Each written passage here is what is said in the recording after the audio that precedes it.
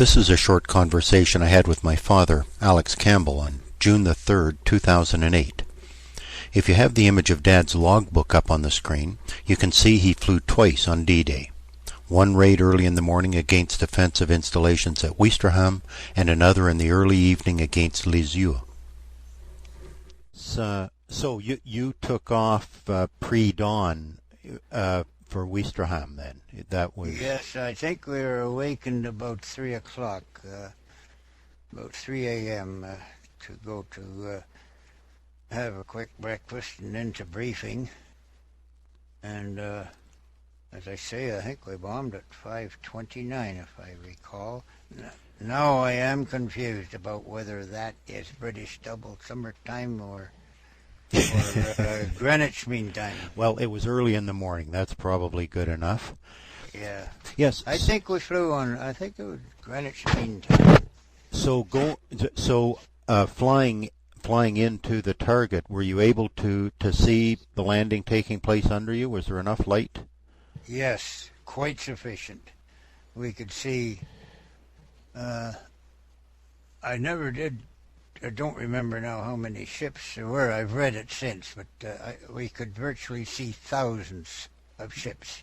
You'd wonder how they could be packed into the English Channel, and you could almost walk on them to step across. And there's tremendous-sized battleships, and when they fired the broadside, the whole a semicircle of the ocean surface just sort of tremored or shook in a series of very quick waves.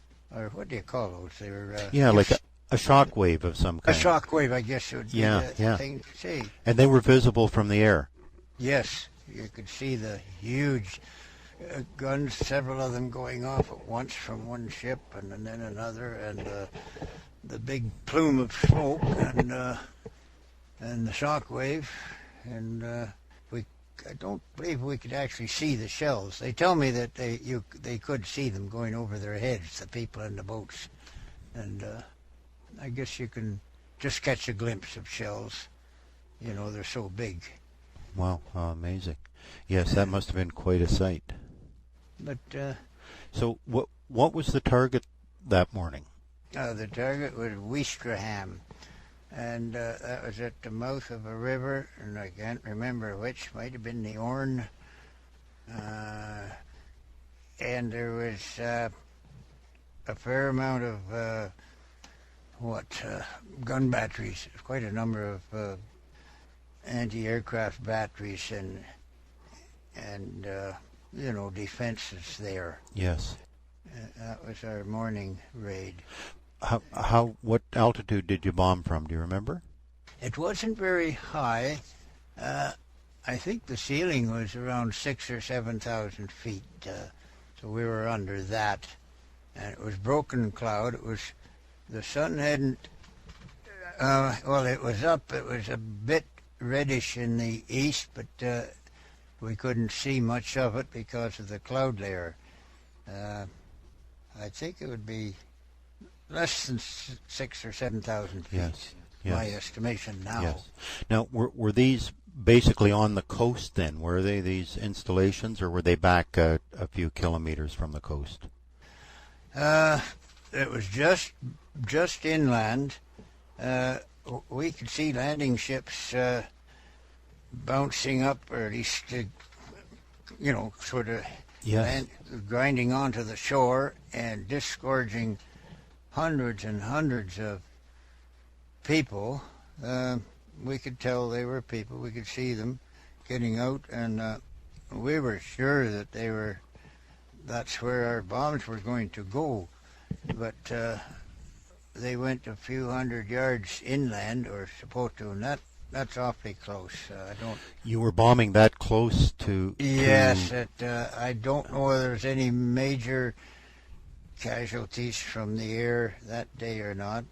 There was around Caen. There were some terrible things happened there through misdirection, and color codes of smoke were very conflicting. The army used yellow for one thing, and we used yellow for something else apparently that day, and oh, that was a terrible mistake.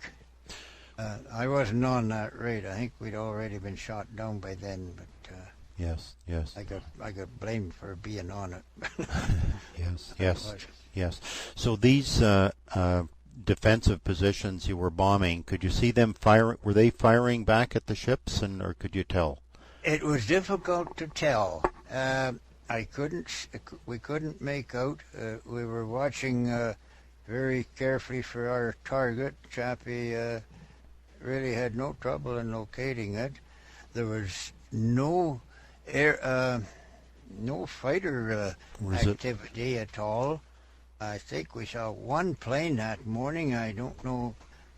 We seemed to be just coming around one of the clouds getting ready to go home, and there was an enemy plane in front of us, and I can't remember now which it was.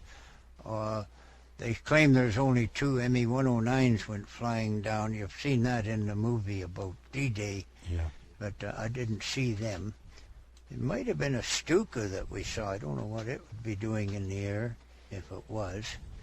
But yeah, we could see the men, though. It just looked, they were in the water, an awful lot of them, and an awful lot were getting up onto the beach by now.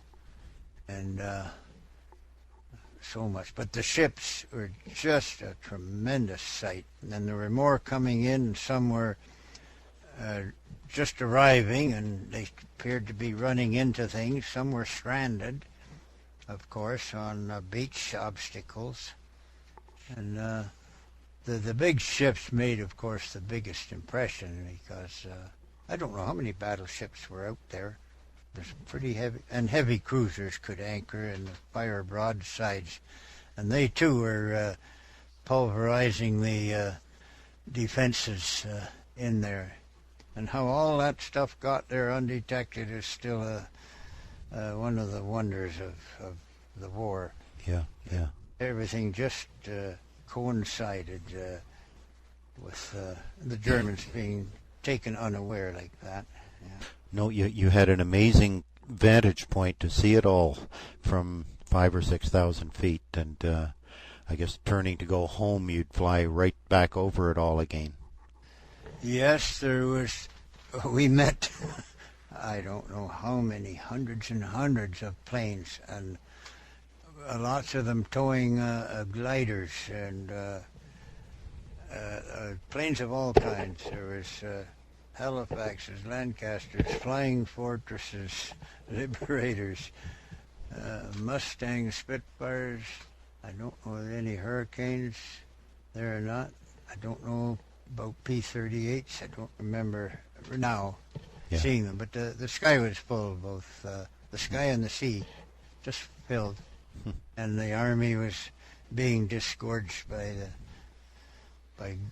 thousands onto the shoreline there, and that was just the one beach. There were 5 or 6 beaches all the way down. The Americans, of course, had one of the worst times. I think that was Omaha Beach, but we didn't see any of that. Down closer to Cherbourg. And well, did you know when you were flying back that you'd be flying again that day? No. We weren't sure. This was, I didn't give the events leading up to, and we got back to base. It's getting on supper time, I suppose, maybe 4 or 5 in the afternoon. And there was a complete stand down on the base when we got back on June the 5th, and everything. Oh, this is before D-Day, so on June the 5th. Yes, I see. Okay. And no phone calls in or out. No one leave the base, and so on. So we knew something was likely to be happening, and we didn't hear it announced, of course, till we got back for another breakfast after we got home. We were only something less than 3 hours, I think. Whoa, wait, I got it right in front of me. 2 hours and 55 minutes. Well, that's close to 3 hours. Take off to landing. Yeah. And then the night trip, which we call the night trip, was to Lisieux. It's just a little further down and inland a bit, and it was 2 hours and 45 minutes. So it wasn't very long either.